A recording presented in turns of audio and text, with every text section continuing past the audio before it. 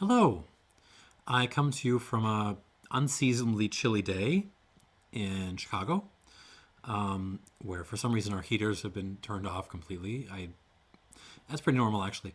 For the second part of the Italian Brandy video, I will link up the first part below where I looked at some very fun stuff from Caffo in southern Italy and Montanaro in the Piedmont. And today we're going to Emilia-Romagna for something in a way more conventional, but not. So I originally planned to do this in one video, just all four. And then as I was tasting through them, I realized that would be a terrible idea. So we're gonna split these up, and today we're gonna be doing the this stuff from Viazari. Viazari is a distillery that started in the late 1980s. And to understand its history, you have to understand a little bit about Emilia-Romagna's wine. This is the area around Bologne, if you don't know. They make a lot of wine. And as far as white wine goes, I think the most predominant grape there is a grape called trebbiano. Trebbiano is not everyone's favorite white wine grape. It's very hardy. You can beat the crap out of it, and it'll still, produce yields. But it doesn't have a lot of character to it. And if it's remained a little bit under the radar for you, allow me to point out a little. There's tons and tons and tons of the stuff in this area of Italy. And if you don't care, let me make a case to you that maybe you should, because Trebbiano in France has a different name, and that name is Ugni Blanc. And Ugni Blanc is the overwhelmingly most used grape in the production of cognac. So someone in Italy, in Emilia-Romagna, had the idea, we have all this basically Ugni Blanc lying around, let's just make our own basically variant on cognac. And that is what they've done with these. So these are both very old barrel picks. They are single casks done by K&L Wines in California, who've been doing this sort of nerdy brandy barrel pick thing for a very, very long time, for which I applaud them. I really wish Illinois would catch up. Benny's is trying. We just did like our own Delord pick or something. So we're at least in the game now, a little bit. But K&L is one of the OGs of American French brandy barrel picks, and you should expect this to be a little bit of a step up from that. All right, so we got two. This is a 24-year-old from 1991. I think this is long since sold out. Very sad, but I think it's still useful to have the tasting notes on hand. Barreled in 1991, bottled in April 16, at a strength of 59.7%. That's what we like to see. And the second one is a 30-year-old from 1989. Again, Trebbiano, again, produced in cognac method, aged from 1989 to November 2020. All right, so let's get into these. Again, made in, as far as you could duplicate it in Italy, cognac method. But you do have to say the color is a bit dark. It's very serious. I don't think they've thrown any additives or anything in here. They certainly haven't cut it down. But yeah, it's a very serious color, a little slightly scary. I'm expecting a lot of oak on this. All right, 1991, 24-year-old, 59.7%. Okay, so this is a very layered old brandy. I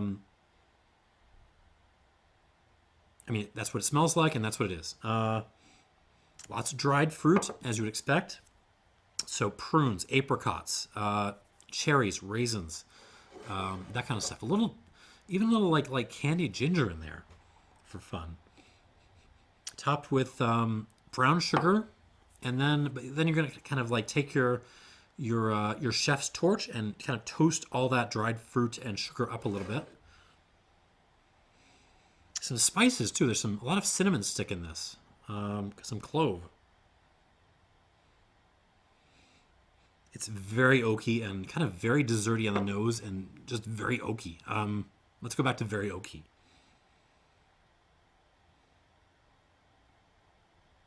Some black pepper kind of balancing off the desserty notes. A couple of old books, but not a lot of rancio kind of notes as you would expect. Lots of Christmas spices, some candied orange, fennel, and a little bit of Dr. Pepper in here as well. What this reminds me of is actually Daniel Beaulieu. Maybe I should link that up down below. Which is a cognac producer, but they use a hell of a lot more fresh oak and almost charred French oak than anyone else I can think of. So it's oakier. It's way oakier than I expect cognac to be normally, but within that same style.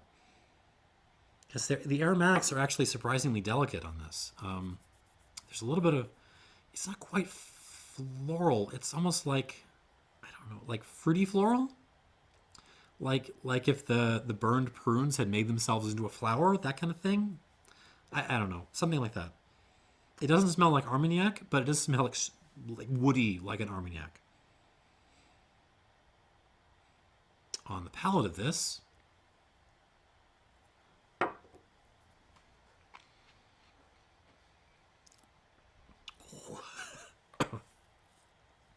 it's not the alcohol getting me. There's a little bit of alcohol nip, but it's not particularly aggressive. What is getting me is that this is a ginormous spice bomb. So it's not just like oak tannins on the back end. That's not the only thing going on here. This is just an explosion of black pepper, cinnamon, cardamom, clove, allspice. Those are leading the way.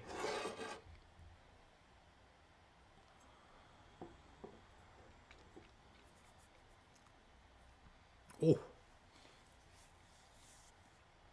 The dried fruit are still there and especially in that kind of the mid palate, but they're turned way down and they kind of, fade away. A lot of salted licorice on this. Wow. Tons of mint, like fresh garden mint.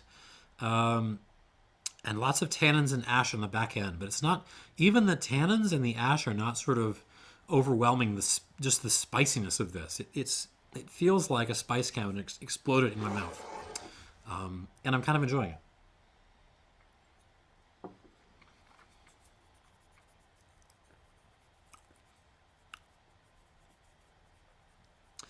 There's some orange marmalade there on the back end to kind of make this fun. But yeah, definitely very woody. I mean, if you hate oak, do not buy this. Do not buy this. I mean, to the extent that you could still buy this thing, which came out like 4 or 5 years ago. Look elsewhere. This is probably not going to be your jam. But, I mean, for the style this is in, this is pretty darn good. I like this a lot. I'm going to give it a couple squirts of water. More than a couple. It's probably going to be more like 5. 2. 3. I'm not even going to try it at 4. It's just not going to be enough.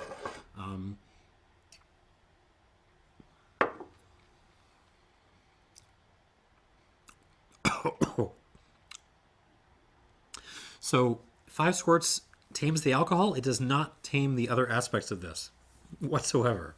Jesus. What a bomb. Okay, let's move on to the 1989. I don't know if this is working for me. This is kind of hip-hop, Darth Maul kind of look thing. But it's cold, and this is what I got right now.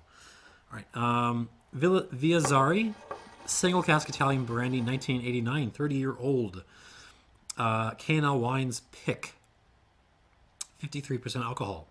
So this is actually still out there. You can still buy this one. So it's not even that expensive for the kind of age and provenance this has. So if this is good, it may be a grab.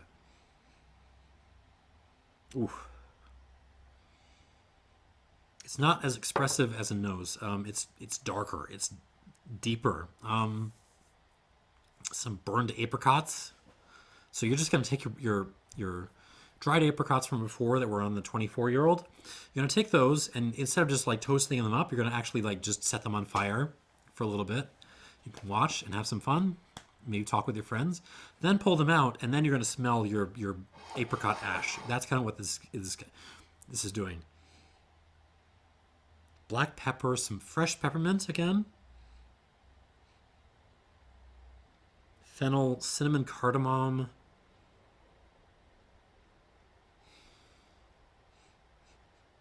And if you give this time to open up, some more kind of burned fruit, dried fruit flavors kind of come out.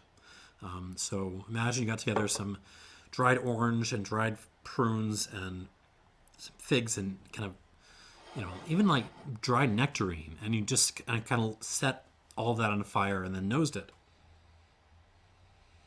And kind of more dusty Victorian furniture on this one. It's not, I don't think of it as traditional rancio. It isn't quite. It's more just sort of overtly spicy and burned and woody, but yeah, it's still kind of in that same territory. It's a little closed compared to the 24. It's a little scary compared to the 24. So sometimes this happens where you nose a spirit, and it's not that the oak notes are kind of throwing things out off balance. It's that they're almost like pulling everything back into themselves. That the spirit that's so woody that the spirits are almost kind of receding, and that's kind of what I'm getting on this. I'm getting the wood by way of the absence of sort of big, loud, bright notes, if that makes sense. Okay, on the palate of this, lower ABV, but more time in oak. Here we go.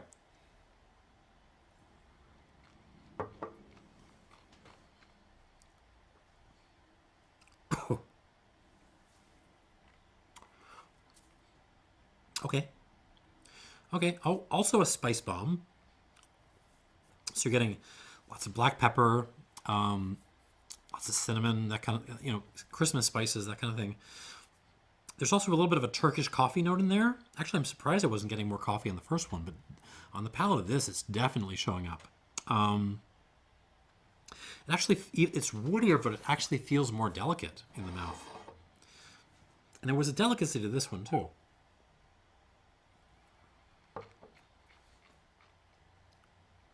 Orange peel.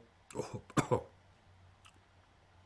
When I name these other notes, you have to sort of imagine them being just completely overwhelmed by the pepperiness and the ash and the Turkish coffee and the cinnamon and the coffee cake kind of stuff.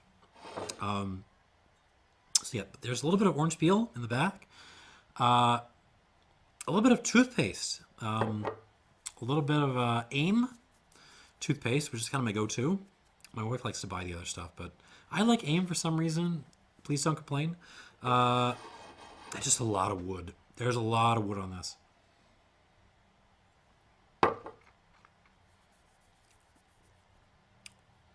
What's a little bit maybe disappointing is a fair word. It doesn't feel totally fair, but a little disappointing is that this is actually very forward in the mouth compared to the 24-year-old.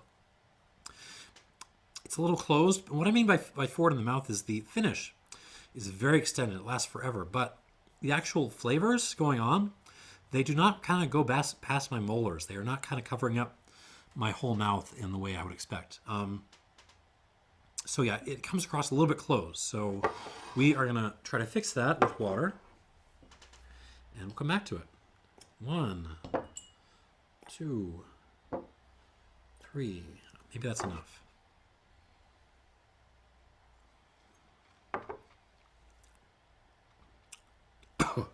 Not quite. We'll do 4. Well, we'll do 3.5. I am not Ralphie. I am not afraid to add water to older spirits, especially things pushing over 50% alcohol. But you do still have to be careful a little bit that they don't get drowned and overwhelmed. All right, let's go through this again. God, the mint and Turkish coffee thing and the tannins on that are just really upfront. Let's put it that way. Back to the 91, the 24-year-old, which is kind of winning this so far. I mean, unless the 89 steps up with water, I might call this for the 91, which is sad because this is the one you can't buy anymore. Interesting. Water makes it more floral, actually. Oh, so still, take a step back. Still a ton of wood on this. Still cinnamon, clove, cardamom, coffee cake, all that stuff way up front. But now with water, I am getting a little bit of like kind of dry forest foliage going on, along with some dried flowers. Maybe a little like fresh dirt, but nice.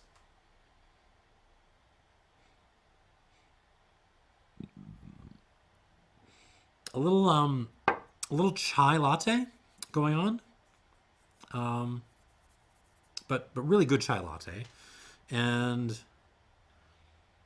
yeah, some coffee beans, like nutty coffee beans, Brazilian coffee beans maybe.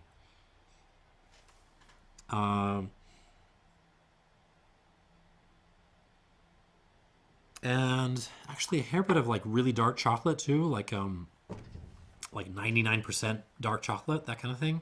It's like very grainy, dirty dark chocolate. It's fun. It smells woody and old. It smells like an old brandy, which is what it is. On the palate. So there's no way. I mean, I'm missing Italy. I'm probably gonna guess France, like 99% of the time.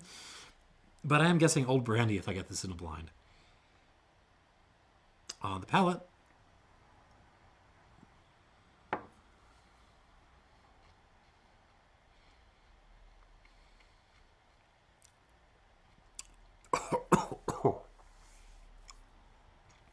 So the alcohol nip is gone. Oh man. But it's actually even more of a spice bomb now. I'm kind of into it. I'm kind of gloriously so. This is not going to hold your hand. If you don't like wood, leave the room. Exits that way. Like, do not look back. You're not going to be into this. But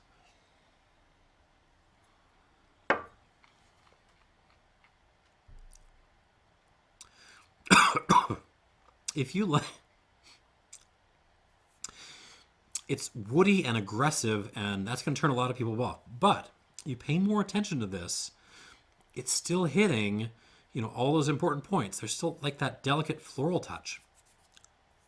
There's even a little bit of like a sour thing going on, like that toasted orange peel kind of note.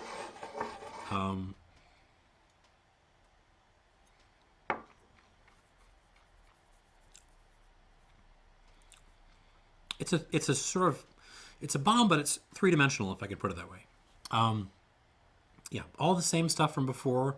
We're just going to kind of amplify like all the notes. So the pepper and the spices kind of really step forward. Some more coffee notes, the kind of Brazilian coffee thing, the nutty coffee. The 99% cacao is in the game here. And it's just really intense. Not totally my style of thing, but I can't really knock points off it for that because, again, this is hitting the notes it needs to hit. So I'm going to give this 89 points out of 100. Good brandy. If this is your thing, go. I mean, I don't know. Not go. I can't say go buy it, but if you can get it cheap on secondary, take a look.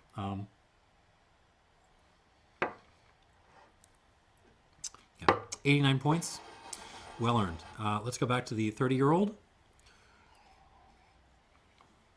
And I have to say, at this point, it's kind of the 91s, the 24-year-olds, the younger Brandy's game to lose. Unless this really opens up and kind of unclenches itself, I don't think it's going to win this. On the nose, on the 89. Okay, so the fruit. It's still like burned and ashy, but it's kind of stepping forward now. So I'm getting some peach notes. Burned peach, but still.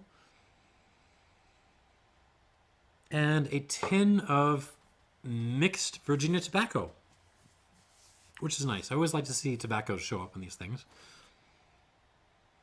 It still feels quiet in that sort of woody way where the oak is just kind of pulling things back. But I do not like the nose a little bit better with water. The fruit is having it say just that little bit more. Actually, everything is having its way say just that little bit more. All right, on the palate with this, call an ambulance if you see me collapse due to the sheer amount of oak I'm sure is on this. Here we go.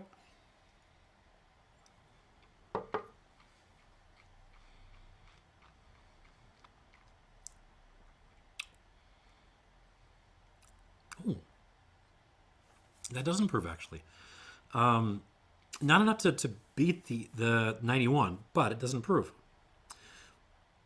Compared to the 91, this is a much more straightforward kind of spice and tobacco and ash kind of profile, but it's flanking like a core, a very small core, but it's there, of like stewed fruits. And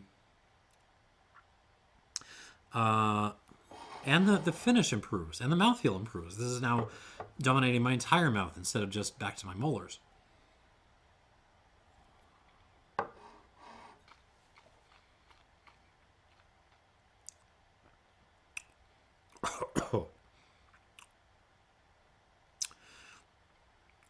Yeah, what's winning this over for me a little bit, not as much as the 89, as the 91, but still winning me over, is that fruitiness in the middle of this. That's kind of just giving it life beyond the oak, the peach notes, the orange notes, the prune notes. They're there, and they're kind of saving this a little bit. Otherwise, it would, like, I still think this would have been better if it had been pulled out of cask 5 years ago, maybe like 8 years ago. But it's definitely improved with water. Let me try this one more time.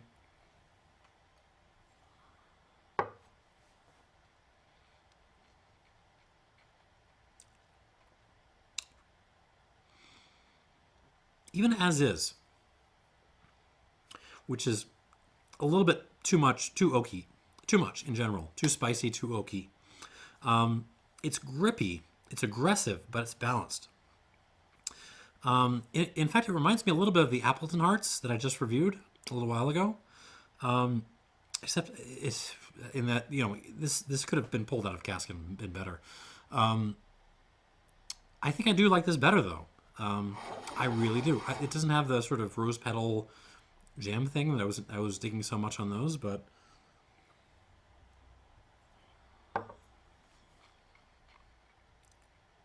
yeah, I'm still pretty into it. I want to give it credit for improving with water, but not too much.